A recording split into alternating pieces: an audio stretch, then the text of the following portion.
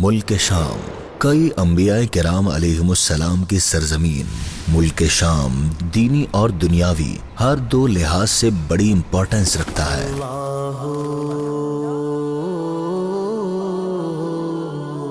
Historians کے مطابق اس ملک کا نام شام رکھے جانے کے کئی ریزنز ہیں۔ ان میں سے ایک یہ ریزن بتایا جاتا ہے کہ یہ نام حضرت نوح علیہ السلام کے بیٹے سام کے نام سے پڑا، کیونکہ یہی وہ پہلے شخص ہیں جو اس زمین پر تشریف لائے۔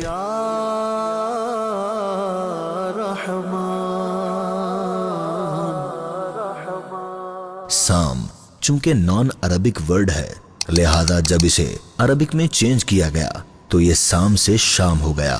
پیارے آقا صلی اللہ علیہ وسلم نے اپنی ظاہری زندگی ہی میں ملک شام کے فتح ہونے کی خوشخبری دے دی تھی، چنانچہ حضرت ابوبکر صدیق رضی اللہ عنہ کے دور خلافت میں شام کے ایریاز فتح ہونا سٹارٹ ہوئے اور خلافت فاروقی میں شام کمپلیٹلی فتح ہو گیا، جس سے دین اسلام کو بے حد قوت ملی اور اسلامی ریاست بہت ایکسپینڈ ہوئی تھی۔ نبی کریم صلی اللہ علیہ وآلہ وسلم نے اپنی احادیث مبارکہ میں ملک شام کی کئی فضیلتیں ارشاد فرمائی ہیں۔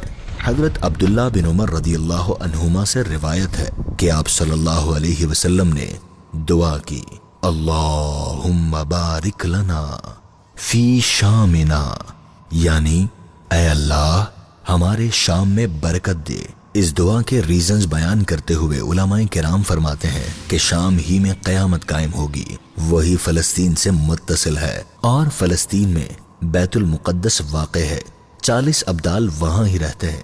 آپ صلی اللہ علیہ وسلم نے فرمایا، ملک شام اللہ پاک کا چنا ہوا شہر ہے اور وہ اپنے چنے ہوئے بندوں کو اس میں جمع فرما دے گا۔ یہ بھی فرمایا، ملک شام کے لیے خوشخبری ہے، بے شک رحمان کے فرشتے اس پر اپنے پر پھیلائے رہتے ہیں۔ حضرت ابن حوالہ رضی اللہ عنہ سے روایت ہے کہ آپ صلی اللہ علیہ وسلم نے ارشاد فرمایا، ان قریب یہ صورت پیش آئے گی کہ تمہارے مختلف لشکر ہو جائیں گے، ایک شام کا لشکر، ایک یمن کا لشکر اور ایک عراق کا لشکر۔ حضرت ابن حوالہ نے عرض کی، یا رسول اللہ صلی اللہ علیہ وسلم، اگر میں یہ کنڈیشن پاؤں تو کس کو اختیار کروں؟ ارشاد فرمایا، شام والوں کے ساتھ رہنا، کیونکہ وہ اللہ کی زمین میں بہتر ہوگی اور اللہ تعالیٰ اپنے نیک بندوں کو اس میں جمع کر دے گا۔ اگر تمہیں یہ قبول نہ ہو تو یمن والوں کے ساتھ رہنا اور اپنے حوضوں سے پانی پینا، اور اللہ پاک نے شام اور اس کے رہنے والوں کا میری خاطر ذمہ لے لیا ہے۔ علماء کرام فرماتے ہیں کہ آپ صلی اللہ علیہ وسلم نے شام والوں کے ساتھ رہنے کا حکم اس لیے دیا کیونکہ فتنوں کے دور میں ایمان و عافیت کا مقام ملک شام ہوگا۔ چنانچہ ایک روایت میں ہے، سن لو جب فتنے واقع ہوں تو ایمان ملک شام میں ہوگا۔